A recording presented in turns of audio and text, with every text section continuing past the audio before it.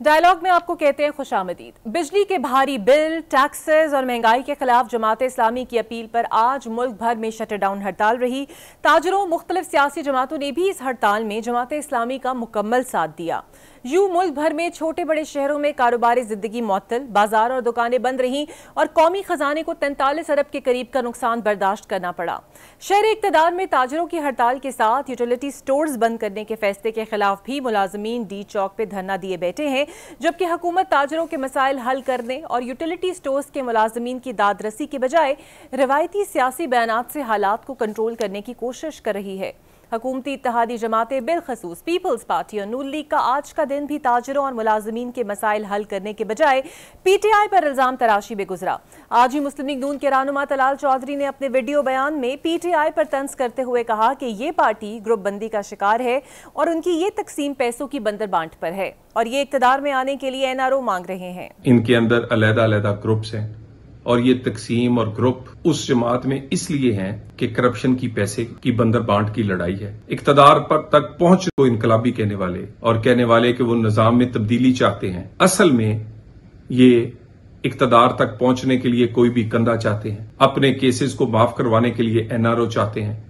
दूसरी जानिब peoples party के रहनुमा और गवर्नर KP फैसल करीम कुंडी ने बानी PTI पर तंज करते हुए मौक़िफ़ अख्तियार किया कि सदर आसिफ अली जरदारी ने 11 जबकि मोहतरमा बेनज़ीर भुट्टो शहीद ने 7 साल जेल काटी, जबकि ये सिर्फ 1 साल जेल में गुजारने के बाद NRO की मांग कर रहे हैं। जरदारी साहब ने कितने साल जेल, 11 साल जेल गुजारी, मोहतरमा शहीद ने 7 साल गुजारी। PTI के हमारे दोस्त पूछे, महमूद खान जजीर के गालिबा 30 साल के लगभग, एमएल वली साहब से पूछे कि आपके दादा ने कितनी जेल गुजारी। ये तो अभी 1 साल भी नहीं हुआ, रोना धोना शुरू कर दिया कि मैं NRO दे, हम पाँव पढ़ना चाहते हैं। फैसल करीम कुंडी शायद बानी PTI के इस बयान का हवाला दे रहे थे जिसमें उन्होंने अपने ऊपर मजीद सख्तियों की बात की और कहा कि अब मैं जेल में अगर किसी को बुलाता हूं तो वो खौफ से दूर भाग जाता है। साथ में ही उनके वकला मीडिया को बता रहे हैं कि बानी तहरीक इंसाफ के खिलाफ सख्तियों में इजाफा कर दिया गया है। उनके सेल तक अब किसी जेल मुलाजिम को जाने की इजाजत नहीं, कड़ी निगरानी के साथ उन्हें कैद तन्हाई में डाल दिया गया है। आज के डायलॉग में ताजरों की हड़ताल, यूटिलिटी स्टोर्स, मुलाजमीन के धरने और हुकूमती कारकर्दगी पर बात करने के लिए मेरे साथ मौजूद होंगे पाकिस्तान तहरीक इंसाफ के रहनुमा और पंजाब में ऑपोजिशन लीडर मलिक अहमद खान बचर साहब और पाकिस्तान पीपल्स पार्टी के सीनियर रहनुमा रजा हारून साहब। आप दोनों का बहुत शुक्रिया। सबसे पहले मलिक साहब, हुकूमती रुकन बैरिस्टर दानियाल चौधरी ने आज एक्ट तरमीम के जरिए सुप्रीम कोर्ट की तादाद बढ़ाने के लिए कौमी असम्बली सेक्रेटेरिएट में जमा करा दी है और इस तरह ये तादाद 23 हो जाएगी और वजह ये बताई जा रही है कि जजेस की तादाद में इजाफे से केसेस का बैक वक्त जो लॉग है, बैकलॉग है, वो खत्म किया जा सकेगा। आप लोग मुत्तफिक हैं हुकूमती तजावीज़ से? देखें जी, बात यह है कि असल में कंटेंट्स का पता चले ना जी, सामने तो बात यही है कि इसी वजह से कि केसेस का बर्डन ज़्यादा है। इस हद तक तो बात ठीक है कि केसेस वाकई बहुत ज़्यादा हैं और 20-20 साल से केसेस पेंडिंग पड़े हैं, बट आगे जो जिस तरह मुस्लिम लीग नून का ये पुराना वतीरा है कि वो दिखाते कुछ और हैं और करते कुछ और हैं, तो जब तक आपको पता चलेगा कि इनकी आगे क्या है तो उसके बाद ही, वैसे मुझे नहीं लगता कि सच को इन दिनों में कोई ज़रूरत थी, कोई इतने इमरजेंसी में ये सारा काम, वो पता नहीं उनको क्या जल्दी है कि वो इकरा सब काम जल्दी करना चाह रहे हैं। तो मैं तो यही समझता हूँ कि ज़रा चीज़ों को ठंडा करके देखें और खाएं। मेरा नहीं ख्याल कि जिस तरह वो जल्दी है पेजली ये सारा काम कर रहे हैं, तो अब देखें उनकी कंटेंट्स का पता चले तो मैं उनके जो रूह है इस बात की या उनकी जो नीयत है उसमें कोई आगे कुछ अगले दिनों में पता चलेगा तो इस बारे में कोई बात कर सकते हैं। बिल्कुल सही। रजा हारून साहब, सर नूर आलम खान साहब ने भी एक बिल जमा कराया है अदलिया से मुतालिक और ये काफ़ी अहम बिल है। क्या ये समझा जाए कि सदर आसिफ अली जरदारी साहब की मौलाना फजलुर रहमान के साथ जो मुलाकात हुई है ये उसी की एक कोशिश है और उस मुलाकात के बाद ही ये बिल पेश किया गया? तो मुलाकात है ना, खुद हमसे मुस्कुरा सकते हैं क्योंकि मुझे पता ही नहीं क्या बात की है, तो मुस्कुरा के मुझसे आगे बढ़ जाते हैं। बाकी जो नूर आलम साहब ने बात की है, बादशाह आदमी है, जो मर्जी वो बिल जमा करा दें प्राइवेट नंबर में, लेकिन जो वो बिल कॉन्स्टिट्यूशनल अमेंडमेंट का दे रहे हैं उसके लिए तो लाजमी जो है वो रिक्वायरमेंट 2/3 मेजोरिटी की है। 2/3 मेजोरिटी सब गवर्नमेंट कोalition के पास तो है नहीं, जाहिर है कि जब तक अपोजिशन के लोग नहीं मानेंगे, बैठेंगे नहीं साथ, अगर उनको भी पसंद आ जाएगा तभी वो पास होगा। तो वो तो मैं समझता हूँ कि नूर आलम साहब की एक अपनी काविश है, उनका ख्याल है जो उन्होंने जमा करा दिया, केबल हो जाएगा। वो ज्यादा कल ये होगा जब भी प्रेसिडेंट होगा it will be referred to the committee. उससे आगे उसने मेरे ख्याल में इस वक्त तो फिल वक्त कहीं जाना नहीं, क्योंकि वो एक आदमी की ख्वाहिश नहीं। बाकी तो मैं मेरे वाले सब मुस्कुराया था आपके साथ। बिल्कुल ठीक है। मलिक साहब, जिस तरह रजा साहब भी बात कर रहे हैं, हुकूमत नजरसानी के कानून में जो तरमीम ला रही है सर, उस तरमीम के मुताबिक नजरसानी सुनने वाला बेंच फैसले से बड़ा होना चाहिए और बिल का इतलाक माजी से होगा, और हुकूमत को लगता है लार्जर बेंच से 12 जुलाई का फैसला मुमकिन तौर पर उनके हक में भी आ सकता है। देखें जी, बात यह है कि अब वही बात रजा हारून साहब वाली है कि अब अभी पता चलेगा कि क्या उनके पास मेजॉरिटी 2/3 मेजॉरिटी क्या उनके पास आती है। अगर उनके पास आ जाती है तो वो तो फिर कुछ भी कर गुजरेंगे, इसीलिए तो वो हाथ पांव मार रहे हैं। दोबारा रिकाउंटिंग में भी उनके कैंडिडेट्स जा रहे हैं, यानी अभी तक रिकाउंटिंग हो रही है। 6 महीने असेंबली को एक मेंबर की परसों भी रिकाउंटिंग के लिए इलेक्शन कमीशन ने मंजूर, बल्कि सुप्रीम कोर्ट के उसी बेंच ने मंजूर किया। तो मेरे ख्याल में कि ये चीज़ें जल्दी जल्दी करने की कोशिश कर रहे हैं। तो मैं ये समझता हूँ कि देखिए, जितना भी वो इन चीज़ों को उलझाएंगे, उनके पास एक सादा अक्सरियत है, कोalition गवर्नमेंट है पाकिस्तान पीपल्स पार्टी के साथ उनकी, तो उनके पास एक सादा अक्सरियत है। तो उसमें तो मेरा नहीं ख्याल कि इन चीज़ों को, अगर उनको पाकिस्तान पीपल्स पार्टी की साथ जब तक नहीं होगी, वो मदद नहीं होगी और उनका कोalition गवर्नमेंट में उनकी कोऑपरेशन नहीं होगी, तो मेरा नहीं ख्याल वो कोई काम भी कर सकते हैं। तो अब तो वो सिर्फ गैर महफूज तरीकों से वो अपने आप को महफूज करने की कोशिश कर रहे हैं, क्योंकि ये चचा भतीजी की जो गवर्नमेंट है ना जी, पंजाब में और मरकज़ में, ये मेरे ख्याल में कि दोनों डिजास्टर कर चुके हैं इस वक्त। तो अब वो आप खुद देख लें कि इस वक्त तक उनकी क्या प्रायोरिटीज हैं। यही है कि इतने ये आईनी तरमीम कर दें, ये अमेंडमेंट कर दें, इसको एक्सटेंशन कर दें, किसी को आगे कर, यानी ये इस किस्म के ये हथकंडे इस्तेमाल कर रहे हैं कि इन पे हंसी आती है कि आपके पास ऑलरेडी अक्सरियत है, आपकी कोalition गवर्नमेंट चल रही है, तो क्या जरूरत है आपको 2/3 मेजॉरिटी के लिए इतनी भाग दौड़ करने की। अब ये अगले आने वाले दिन जी काफी ये पाकिस्तान के लिए मौलाना फजल रहमान ठीक के लिए अहम है। और ये सर जो JUI के रुकन नूर आलम साहब ने जो बिल पेश किया है, आप लोगों की तो मौलाना फजल रहमान से बातें होती रही हैं, मुलाकातें होती रही हैं और असम्बली के अंदर इत्तेफाक भी किसी हद तक रहा। इसका मतलब है कि वो मेल मुलाकातें जो हैं वो किसी तौर पर उसका कोई रिजल्ट नहीं निकला, जो आपको कॉन्फिडेंस में लिए बगैर JUI ने ये बिल पेश कर दिया। देखिए जी, JUI एक इंडिपेंडेंट सियासी जमात है। हमारी बातचीत आज भी उनके साथ हुई है और पार्लियामेंट की हद तक एक कमेटी भी बनी है जिसमें हमारे गौर खान चेयरमैन और शिबली फराज साहब हैं जो अपोजिशन लीडर हैं सेनेट में। तो मेरा तो ये नहीं ख्याल कि वो ये कोई अनोखी बात है। हमारी को बातचीत तो सियासी डायलॉग तो होते रहते हैं, लेकिन अभी को उस मंतकी अंजाम तक तो नहीं पहुंचे कि हम कोई एक दूसरे के पाबंद हों या कोई एक हमारा TORs तय हुए हैं या कोई इस किस्म का मामला हुआ है। तो मैं तो ये समझता हूँ कि एक तलखी कम हुई है जमीयत उलमा इस्लाम के साथ हमारी, एक सियासी इख्तलाफात की बजाय तलखी भी मौजूद थी, तो उसमें तो काफ़ी हद तक मदद मिली है जी कि वो तो तकरीबन ख़त्म हो चुकी है। तो बाकी वो एक सियासी पार्टी है जी, उसका अपना फैसला है। वो जिस तरफ पाकिस्तान पीपल्स पार्टी के भी मिले हैं, प्रेसिडेंट जरदारी साहब भी मिले हैं और हम भी मिल रहे हैं, तो ये तो उनका अपना हक है। फिर जिस तरफ भी उनका वो झुकाव होगा या जो फैसला करेंगे तो ये तो वो आज़ाद हैं इस मामले में। अभी हमारी कोई ऐसी बात मंतकी अंजाम तक नहीं पहुंची कि हम कहें कि उन्होंने हमारे साथ को बात की है तो उसकी वायलेशन कर रहे हैं। बिल्कुल सही। रजा साहब, जो बिल आज पेश किया गया है नून लीग की जानिब से, और अगर अदलिया से मुताल्लिक कोई तरमीम लाई भी जाती है जिसमें जजेस की मुद्दत मुलाजमत बढ़ाने पर या चीफ जस्टिस को एक्सटेंशन देने का मामला ज़ेर बहस आया, तो पीपल्स पार्टी सपोर्ट करेगी नून लीग को? जहाँ तक बात है कि जजेस की तादाद बढ़ाना, तो ये तो फैक्चुअली जरूरत है ना। पेंडेंसी 60,000 केसेस की हो चुकी है सुप्रीम कोर्ट में, यानी उन लोगों का भी सोचे ना, सियासत में एक तरफ रख दें और उन लोगों का सोचे बेचारे जो पिटिशनर्स हैं, जो अपीलों में हैं, 60,000 तो बिग नंबर। और अगर उसके लिए 17 से 23 हो रही है तो लॉजिकल रीजन है, उसका फैक्चुअल रीजन है, उसको आप डिनाई नहीं कर सकते। हम उसमें पॉलिटिकल एंगल निकाल सकते हैं डिबेट करने के लिए और गुफ्तगू फरमाने के लिए, लेकिन उन 60,000 लोगों से पूछना कि पेंडेंसी हुई भी है, तो I think that is a very logical amendment होगी। जहां तक बात है जजेस की उम्र बढ़ाने की, तो वो तो आईनी तरमीम के बगैर हो नहीं सकती। मुझे भी याद नहीं, शायद 179 या 177 आर्टिकल है, मलिक साहब बेहतर बताएंगे। यहाँ को वहां तो एज लिख दी गई है ना, उसके लिए अगर आपको एज चेंज करने की माजाए करेंगे, नंबर 1 बात। नंबर 2 बात, फर्ज करें बिल फर्ज माल, लेट्स सपोज कि अगर वो तमाम जजेस की तादाद उम्र बढ़ जाती है तो आने वाली की भी बढ़ जाएगी ना। मतलब अगर जो नेक्स्ट सीनियर प्यूनर जज है उनकी भी बढ़ जाएगी, तो वहीं पर रहेगा मामला। फिर हम एक जो कंट्रोवर्सी क्रिएट कर देते हैं, जो मुझे बहुत इसका डेंजरस ट्रेंड लगता है हमारा गुफ्तगू के दौरान, कि हम कहते हैं जी इसलिए इनकी बढ़ा रहे हैं कि नेक्स्ट आने वाले को ना बनना पड़े। हम उन दोनों के दरमियान जो रिफ्ट क्रिएट कर रहे हैं अपनी बयानबाजी से, शायद उन दोनों में ना हो, वो शायद उन दोनों में ना हो। और फिर हम जिसके लिए बात कर रहे हैं हम उसको खामखा कंट्रोवर्शियल बना रहे हैं। जो नेक्स्ट आने वाले सीनियर प्यूनर जज हैं, माशाल्लाह इज अ वेरी रेपुटेबल जज, बड़े क्रेडिबल जज हैं, बहुत ऑनेस्ट जज हैं, बड़े आउटस्पोकन जज हैं।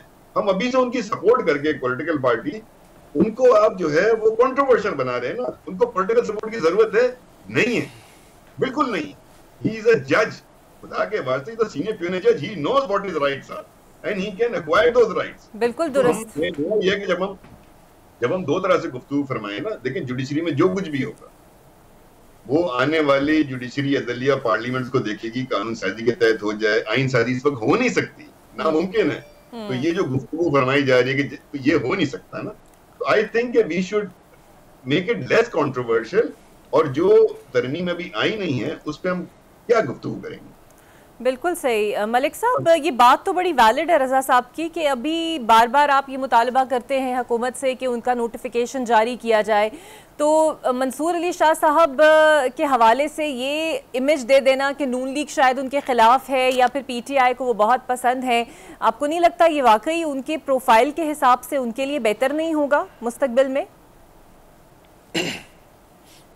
नहीं, हमको ये नहीं कह रहे कि मंसूर अली शाह साहब का notification out of the turn किया जाए। नोटिफिकेशन से मुराद ये है कि पहले भी हो जाता है ये नोटिफिकेशन, जजेस अपने उस पर काम करते रहते हैं, फिर जब उनका टेन्योर ख़त्म होता है तो ऑटोमेटिकली जजेस आ जाते हैं। ये कोई नई बात नहीं है। हम तो सीनियरिटी बेस पे ये कह रहे हैं कि क्योंकि देखें जब आप कोई ऐसा काम करने लगें, मैं आपको पहले ये बात कर चुका हूँ कि मौजूदा हालात के मुताबिक जिस हालात को हम फेस कर रहे हैं, तो हमारे लिए ये ज़रूरी है कि हम जो जिस तरह होता है ना जी कि दूध का जला हुआ छाछ भी फोंक फोंक के पीता है, तो मैं ये समझता हूँ कि जो कुछ पाकिस्तान तहरीक इंसाफ के साथ हुआ है हम उस ज़मन में कह रहे हैं। मंसूर अली शाह साहब का हम ये तो नहीं कह रहे कि उनकी कोई सीनियरिटी नहीं है तो आप उनको सीनियरिटी दे के उनको चीफ जस्टिस बना दें, नंबर ही उनका है। और मेरा ख्याल है 58-57 डेज रह गए हैं काजी साहब के, तो वो तो कोई ऐसी अंडरस्टूड सी बात है, उसमें अगर पहले भी कर देंगे तो इतना यकीन है तो फिर जल्दी नोटिफिकेशन मांगने की क्या वजह है? अगर उन्होंने ही बनना है और वो बार बार वो कह भी चुकी है हुकूमत के हमारा कोई इरादा नहीं है, खुद काजी फायजीसा साहब कह चुके हैं कि मैं एक्सटेंशन नहीं लेना चाहता, फिर आखिर क्या इनसिक्योरिटी है पीटीआई को? शायद आपको याद होगा कि मियां नवाज शरीफ लंदन जाने से एक दिन पहले तक भी कह रहे थे कि मैं कहीं नहीं जाऊंगा। तो असल में बात यह है कि इनका कोई पता नहीं होता कि ये किस टाइम भी क्या फैसला करें। तो मैंने तो पहले आपको बता दिया है कि हमने प्रिकॉशनरी मेजर के तौर पे हम ये समझते हैं कि अगर उनका पहले नोटिफिकेशन हो जाए तो एक अनसर्टेनिटी ख़त्म हो जाएगी। तो उसमें ये होगा कि हम बड़े स्मूथली एक अदलिया का निज़ाम चलेगा। देखें सच्ची बात है, मैं तो क्लियरली कह रहा हूँ कि हमारे बानी पीटीआई ने तो मौजूदा चीफ जस्टिस पे अपने केसेस के बारे में अदम एतमाद का इज़हार कर दिया है और हमारी पूरी पार्टी का ही वही फैसला है। तो हम तो ये समझते हैं कि कम अज़ कम ये हो कि एक चीज़ें, एक सीनियर जज भी वही हैं।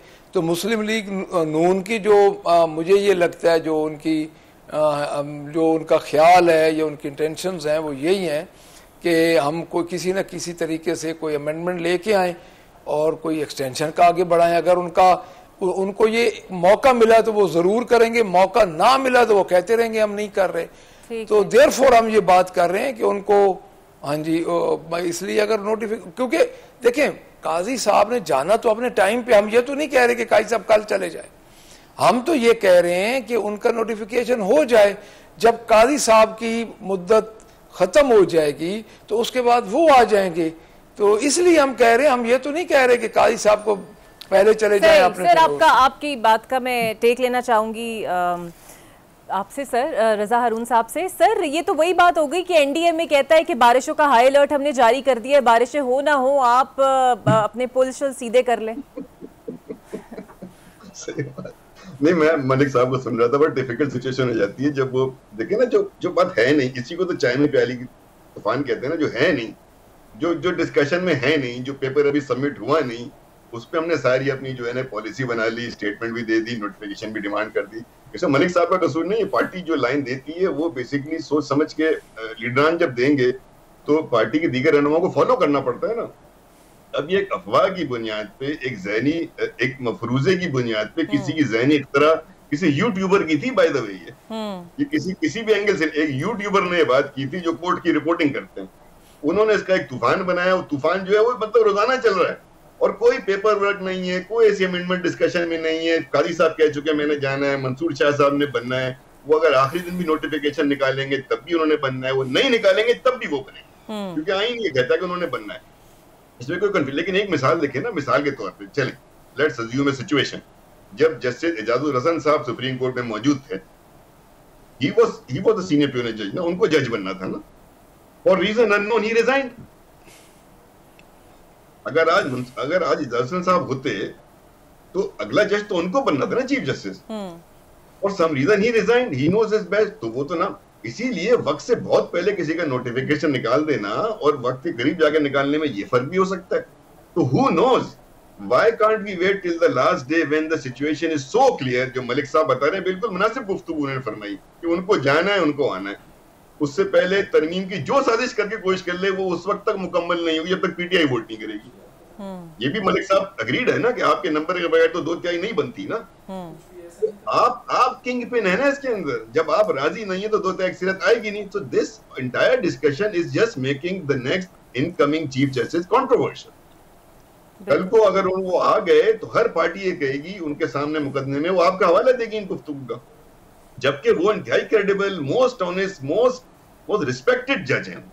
वो लाहौर हाई कोर्ट के चीफ जस्टिस जो आ रहे हैं, जो हम उनको देख रहे हैं, जजमेंट देख रहे हैं, उनके कमेंट सुनते हैं, he is the most neutral non controversial जज। आप उनको पॉलिटिकल स्टेटमेंट्स में लाके, जिस सिचुएशन में कोई कंफ्यूजन नहीं है, आज तक कोई कंफ्यूजन नहीं, दिस इज माय टेक, इसीलिए मैं मुस्कुरा रहा था। दिस इज नॉट, मतलब मुझे तो गुफ्तगू भी समझ में नहीं आती कि हम लोग ये क्यों करते हैं। बिल्कुल ठीक है। अच्छा दूसरा साहब एक बात ऐड कर दूं, अगर आप याद रखें हमारे बानी पीटीआई का, तो इस तरह की जिस तरह की चीफ की पिछले चीफ की अपॉइंटमेंट थी, उस वक्त उन्होंने इसको कंट्रोवर्शियल बना दिया था, चीफ आर्मी डीजीआई की अपॉइंटमेंट को कंट्रोवर्शियल बनाया था, जबकि उसमें वो एक सिस्टमैटिक है, उसमें यू कांट डू एनीथिंग। उन्होंने अब ये इस चीफ की तो 3 जगह ही हमने देखा कि ये एक पैटर्न है कि जब मुल्क के अहम मुद्दे पे कोई अपॉइंटमेंट का टाइम आता है तो उस वक्त जो बानी तहरीक इंसाफ हैं वो कोई ना कोई कंट्रोवर्सी डेवलप कर देते हैं। और उस कंट्रोवर्सी की जद में और भी लोग आ जाते हैं। मलिक साहब, सर तहरीक इंसाफ भी तकसीम और इख्तलाफात का अंदरूनी तौर पर शिकार है। अली जफर और शिबली फराज में भी इख्तलाफात हैं, आतिफ खान और जुनैद अकबर के दरमियान केपी में इख्तलाफात हैं, यहाँ तक कि आरिफ अलवी साहब भी बड़ी कोशिशें करते रहे, लेकिन बानी पीटीआई अंदर है और बाहर की आपको ओहदों की जंग जो जारी है उससे आपकी जमात को नुकसान नहीं पहुंच रहा और जलसा आपका नजदीक आने वाला है?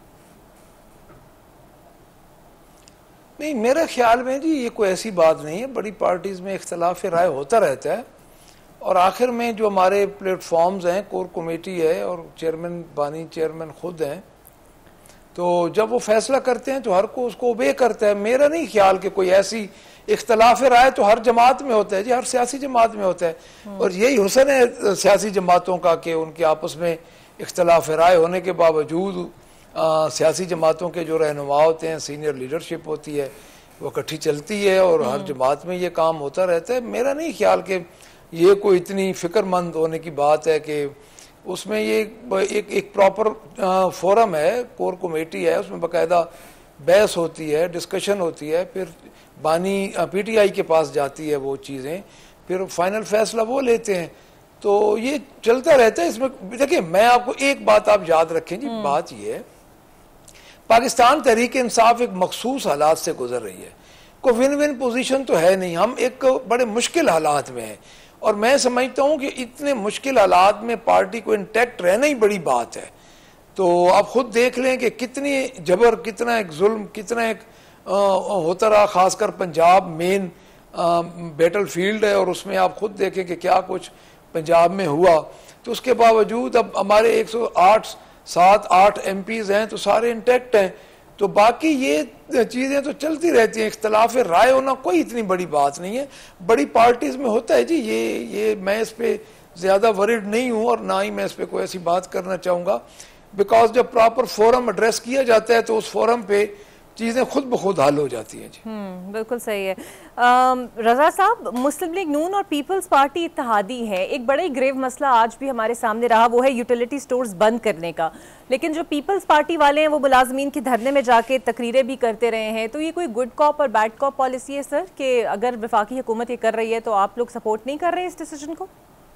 नहीं, ये तो सपोर्ट जरूर करते हैं। बिलावल भुट्टो साहब के मैनिफेस्टो का ऐसा था कि बहुत सी ऐसी वजारतें हैं जिनका विफाक में होना बिल्कुल गैर जरूरी है, वो अखराजात में इजाफा को खत्म होना है। 13 या 17 गालिबन, मुझे भी याद नहीं है, कि मैनिफेस्टो का ऐसा था कि इन वजारतों को खत्म हो जाना चाहिए। यूटिलिटी स्टोर का जहां तक मामला है तो वहां पे जो पीपल्स पार्टी का एक जो माजी रहा है वो उसने हमेशा जो सरकारी मुलाजमीन है उनके हकूक के तहफ़्फ़ुज़ के लिए हमेशा उनका साथ दिया, चाहे वो स्टील मिल हो, PIE हो या यूटिलिटी स्टोर हो। तो इस इशू में भी जो मेन पॉइंट ऑफ कंसर्न है मुलाजमीन का भी, वो ये है कि उनकी सरकारी जॉब्स जो है, जाहिर है मेरे ख्याल में करीबन 18,000 मुलाजमीन है, शायद मलिक साहब को पता हो, आपको पता, 18,000 मुलाजमीन का मसला है शायद ये। वो यूटिलिटी स्टोर बंद होने से कहीं ऐसा ना हो कि उनकी नौकरियां चली जाए। अब उसमें जो एडॉक हैं, जो डेली वेजेस के हैं, वो बेचारे जो कॉन्ट्रैक्ट्स पे हैं वो तो वैसे ही खत्म हो जाएंगी ना, लेकिन जो सरकारी मुलाजमीन है, जो ग्रेड के अफसरान हैं, उनको कहीं ना कहीं एडजस्ट करने की बात होगी। तो उन मुलाजमीन के हकूक के लिए तो कोलिशन में रहते हुए भी as an independent political party, जो मर्जर तो नहीं हो जाता ना कोलिशन, तो उस पर आवाज उठाना मैं समझता हूँ बिल्कुल ठीक बात है, उस पर आवाज उठानी चाहिए। और जहां तक आपका जो सवाल था, मैं देखिए एक बात मैं करना चाहूंगा, बहुत इंपॉर्टेंट, मलिक साहब यहाँ मौजूद हैं और मलिक साहब जैसे बहुत कम लोग हैं तहरीक इंसाफ में जो संजीदा गुफ्तगू और एक रिकंसिलिएशन की बात करते हैं। मैं समझता हूँ सियासी डायलॉग जो है ना, इन तमाम चीजों का हल सियासी डायलॉग में।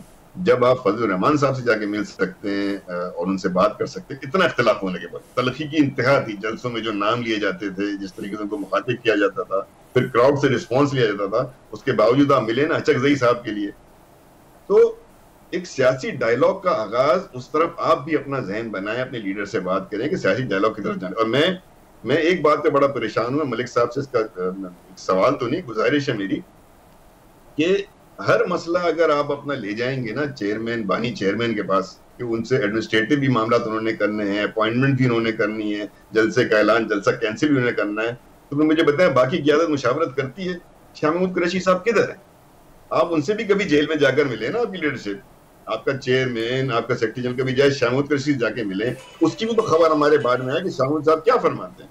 एक बंदा आपकी पार्टी में जिसकी मैं इज्जत करता हूँ, मेरे अजीज रहे हैं, मेरी बड़ी वाकफियत रही शाह महमूद साहब से, he is one of the most senior politician in your party, मैं उनको सुनता नहीं हूँ। लेकिन सर ये तो हायरार्की हर जमात में नहीं है, हर अहम फैसला तो एक ही करता है ना, चाहे वो मियां नवाज शरीफ करते हो या बिलावल भुट्टो जरदारी करते हो। मैं इससे इनकार नहीं कर रहा, उनके पास जाने से पहले कहीं मुशावरत भी तो हो ना किसी बॉडी की। अब जो इनकी बॉडी है, वो जो इनके जो 4-5 लोगों की रोज मुलाकात होती है, मैं जानता हूँ उन सबको कि वो क्रेडिबल, वो अच्छे लोग हैं, लॉयल लोग हैं, they are not senior politicians. उनमें ज्यादातर तादाद वुकला की है। तो वो वहां खान साहब के पास अगर कोई फैसला करवाने जा भी रहे हैं तो एक स्टॉप पहले अगर वो शाह महमूद साहब के पास रुके, जो कि पार्टी के वाइस चेयरमैन रहे हैं और बहुत सीनियर आदमी है, शाह महमूद साहब से रिक्वेस्ट करें, बात करें, तो एक अच्छी मुशावरत के बाद शक्ल लेके फिर फैसले के लेकर इमरान खान साहब के पास जाएं। तो मुझे ये होता है कि शाह महमूद साहब माइनस क्यों है? Why don't I see him in the pictures? ये मालूम है कि वो मुख्तलिफ जेल में है, लेकिन आप वहाँ जा सकते हैं ना, मुलाकात का वक्त तय कर सकते हैं ना, वो क्यों नहीं मंजर आ? बिल्कुल सही, ये सवाल मलिक साहब इसको भी रिस्पॉन्ड कर दीजिएगा। और सर जो ये बात कर रहे हैं, ये बुनियादी क़यादत का फुकदान तो पंजाब में भी नजर आता है, क्योंकि मौजू अफराद की लगता है यहाँ पे भी कमी है। पहले हमाद अजहर का नाम, फिर मियां असलम इकबाल, और अब उनकी जगह शेख वकास अकरम की लॉबिंग शुरू कर दी गई है। शिबली फराज भी उन्हें सपोर्ट कर रहे हैं, अली अमीन गंडापुर भी सपोर्ट कर रहे हैं। एक बात और अगर आपकी इजाजत से मलिक साहब को, तो मलिक साहब प्लीज आपकी इजाजत से, कि वो जब ये शेर अफजल मरवत साहब का नोटिफिकेशन आया था, तो मुझे अच्छी तरह याद है कि वो फिरदौस शमी नकवी साहब ने साइन किया था, और इंतजार पंचोता साहब जो रोज मिलते हैं, उनका वीडियो लॉग मौजूद है कि ये फैसला इमरान खान ने किया है। अब आप बानी चेयरमैन को पार्टी में लोगों को रखने निकालने से मुतालिक अगर फैसले में ले आएंगे तो फिर क़यादत का जो है वो, ये मिसाल मैंने सिर्फ इसलिए दी कि ये भी मुझे बड़ा ऑड लगा था कि वो फैसला भी बानी चेयरमैन से करवाया आपने जी। और फिर उनको रिवर्ट करना पड़ा ना, आज उनको रिवर्ट करना पड़ गया। अगर वो फैसला नहीं करते तो आज वो डिफरेंट पोजीशन नहीं, और बहुत सारे लोग अभी भी खुश नहीं है उनकी वापसी से। जी मलिक साहब। सर अच्छा जी मैं इसमें ये रिस्पॉन्ड करूंगा जी।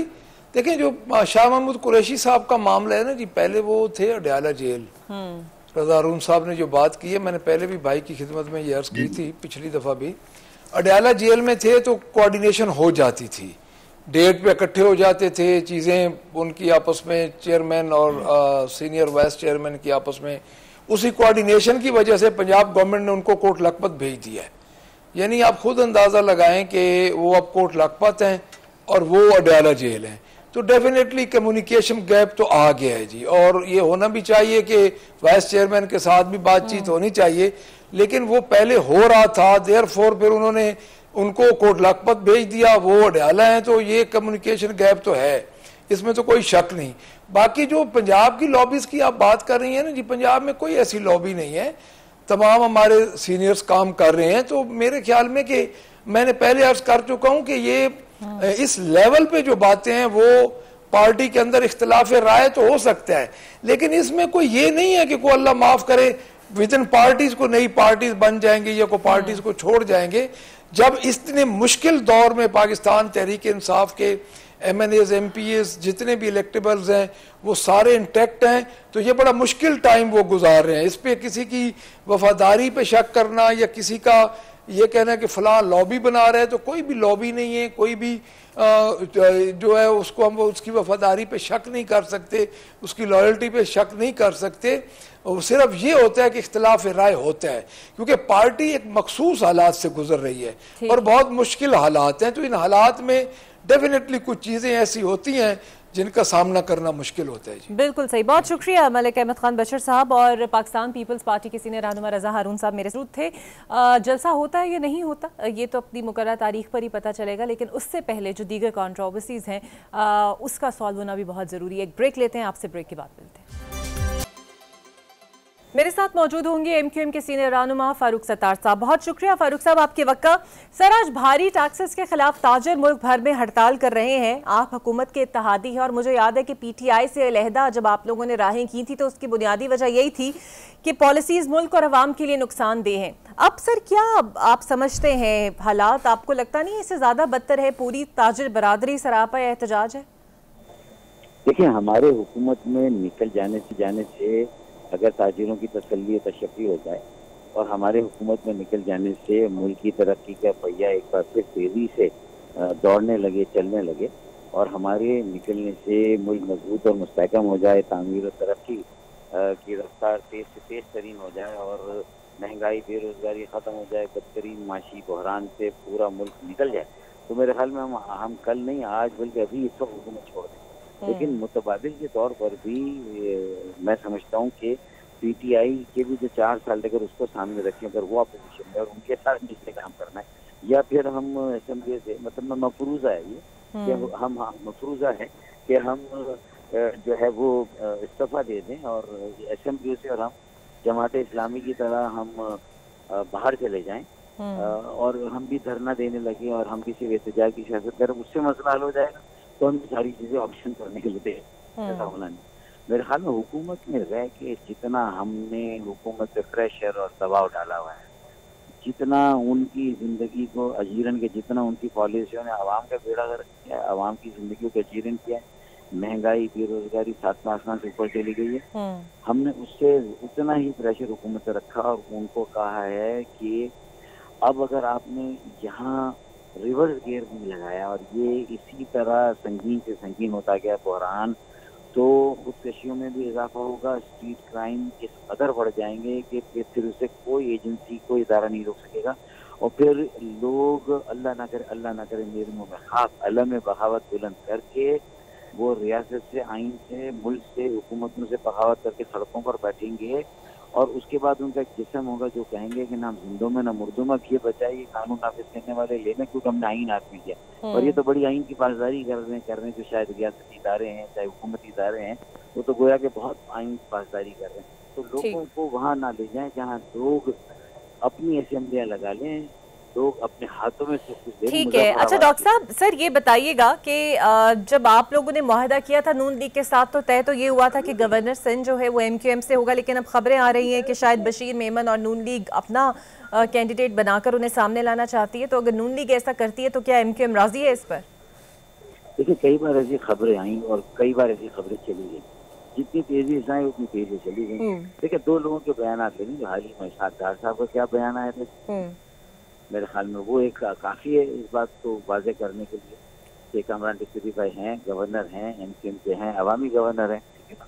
और दूसरा नासिर शाह साहब जो पीपल्स पार्टी के, उनका भी बड़ा वाजे बयान आ गया कि कामरान टिसरी गवर्नर हैं और कोई ऐसी गुफ्तगू नहीं हो रही जिसमें उनको हटाकर किसी और लाने की बात, किसी और को लाने। मेरे ख्याल में ये फिर हर प्रोग्राम में मुझे सवाल पूछा जाता है और यही जवाब मैं हर प्रोग्राम में देता हूँ। बिल्कुल सही। सर, कानून साजी में हमेशा MQM अभी तक तो साथ दे रही है नून लीग का, लेकिन ये अब अदलिया के हवाले से जो तरामीम और जिसकी सरगोशियाँ जारी हैं, इस पर किसी तरमीम पर हुकूमत ने आपको कॉन्फिडेंस में लिया है, और अगर ऐसी कोई तरमीम आई तो MQM साथ देगी? देखिए, इलेक्शन एक्ट में जो तरमीम की थी ना, उस वक्त भी MQM को एतमाद में नहीं लिया था PMLN ने, और हमने बड़ी जोरदार तरीके से फिर मैंने तो फ्लोर पे मुखातिब। अब ये इस कानून जो लाने की जो इसका तकरीबन एजेंडे से कहीं ना कहीं हाथ हो गया है, लेकिन हमें अब तक एतमाद में नहीं लिया गया। तो मैं समझता हूँ कि हुकूमत कोई भी आइन में तरमीम करे, कानून में तरमीम करे, पहले तो 2/3 उससे चाहिए। अगर आइन में तरमीम तो पहले तो ये बताए कि उनके पास नंबर्स पूरे हैं, किस तरह पूरेंगे हमें बताया जाए।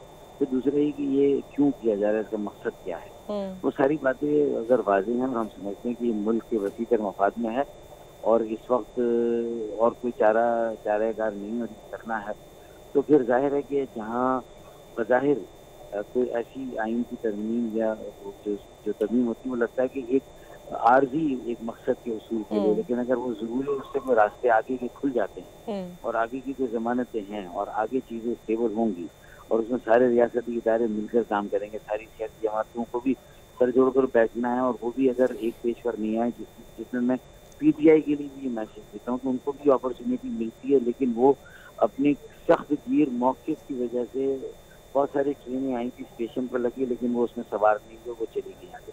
बहुत सारी बसें स्टॉप पर आई, वो नहीं सवार हो, वो चली गई। बहुत सारी बोट्स आ रही हैं, रुक रही हैं, लेकिन वो नहीं बैठ सकते। लेकिन उन्हें भी बैठना होगा, वक्त उनके लिए भी निकला जा रहा है, मुल्क के लिए भी निकला जा रहा है, हम सबके लिए वक्त निकला जा रहा है। ना इससे जमहूरियत को कोई फायदा हो रहा है, ना इससे सिर्फ इख्तिदार की सियासत है, ये नैना मानो वाली जो सियासत है, इसमें हुकूमत की भी गलतियां हैं। मैं नहीं कह रहा कि उन्होंने कोई बहुत सीरियस अटेम्प्ट किया है।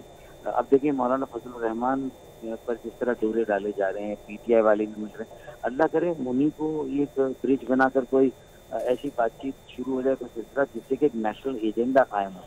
MQM भी नवाबजादा नसरुल्लाह का मुतबादिल है, हम ये काम कर सकते हैं, बड़े स्किल्स है हमारे पास, बड़ी तरबियत है हमारी कि हम ब्रोकरेज करें, हम कोई डील निकालें, दो फरीक़ैन के दरमियान जो रूट कर उस तरफ मुंह करके बैठे हुए उनको आपस में मिलाएं।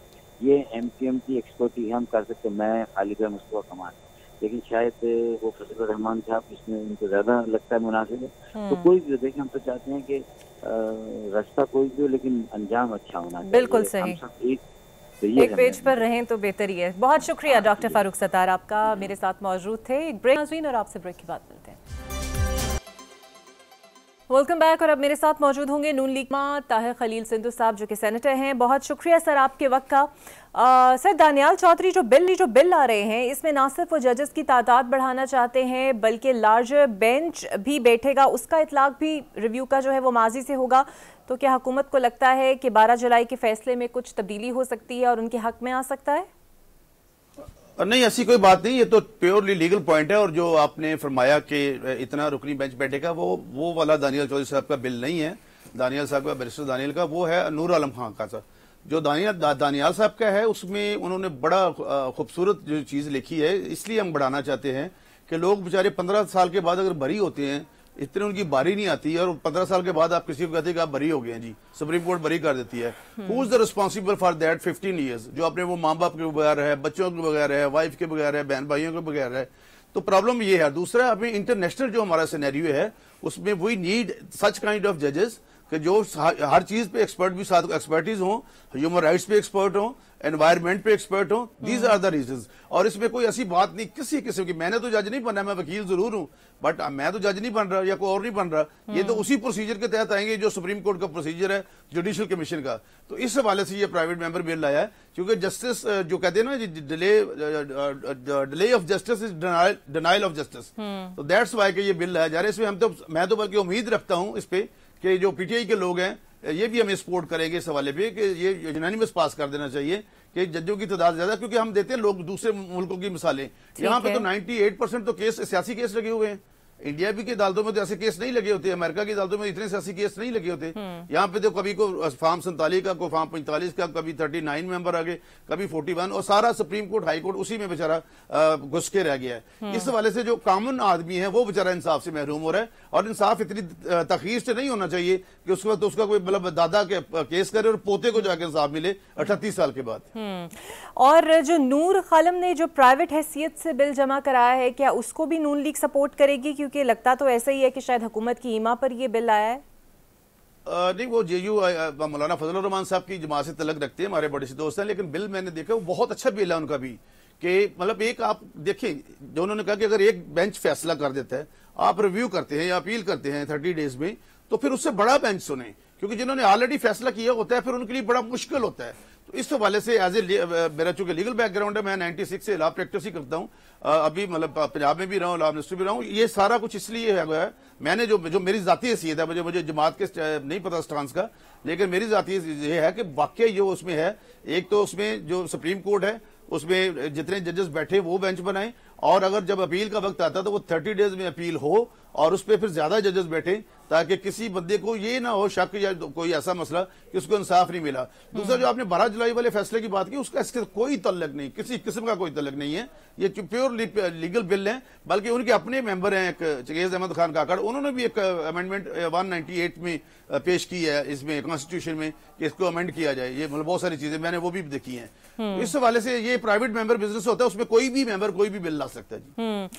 और हुकूमत इस पर खुलकर कोई मौकिफ नहीं दे रही, जिस पर तहरीके इंसाफ को खासे तहफ़्फ़ुज़ात और खदशात है कि चीफ जस्टिस या जजेस की मुद्दत बढ़ाने पर आप लोग कोई काम कर रहे हैं, कोई तरमीम लाना चाहते हैं, गवर्नमेंट का कोई इरादा है एक्सटेंशन देने का? नहीं, परसों देखें, परसों आजम अजीज तारिक साहब ने कहा था, आपने शायद देखा होगा आप ही के प्रोग्राम में, कि जो भी सीनियर होगा, जो सीनियरिटी का असूल है सुप्रीम कोर्ट में, उसी के मुताबिक होगा।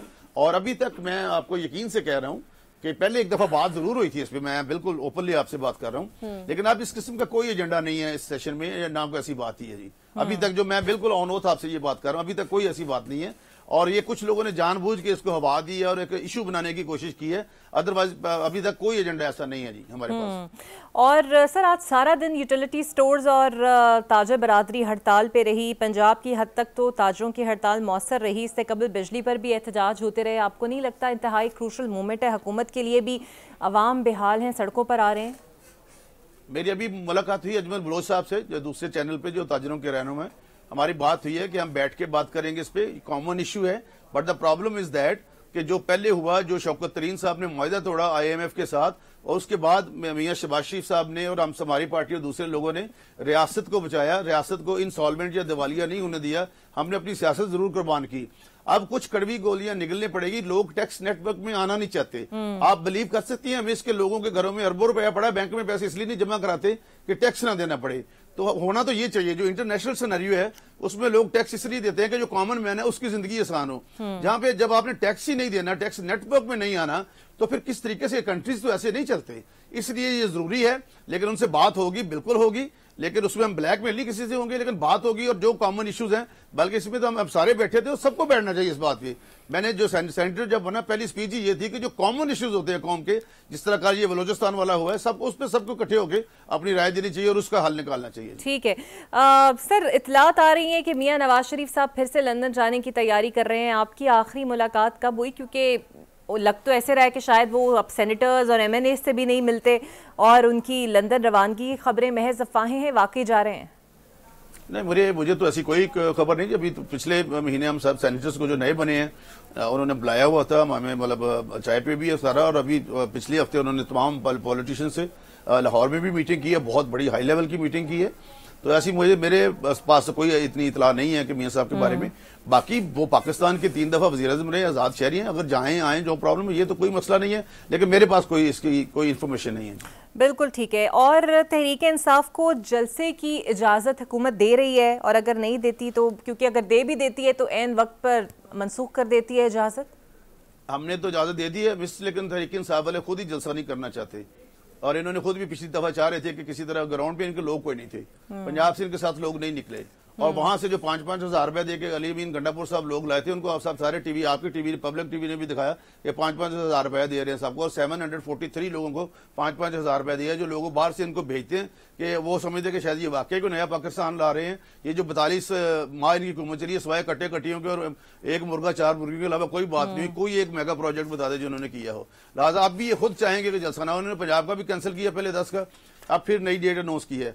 ये खुद नहीं चाहते। मैं जाती तौर पे बतौर सियासी वर्कर ये समझता हूँ, पार्टी से हट के राय देने लगा हूँ कि कर लें जैसा, जो कट्टी कट्टा निकालना निकाल दें एक ही दफा। इससे बड़े इशू है पाकिस्तान के, आम आदमी भी इससे ज्यादा बड़े इशू में क्या कर लेंगे जलसे में, लेकिन ये खुद चाहते हैं कि हमारा जलसा ना हो।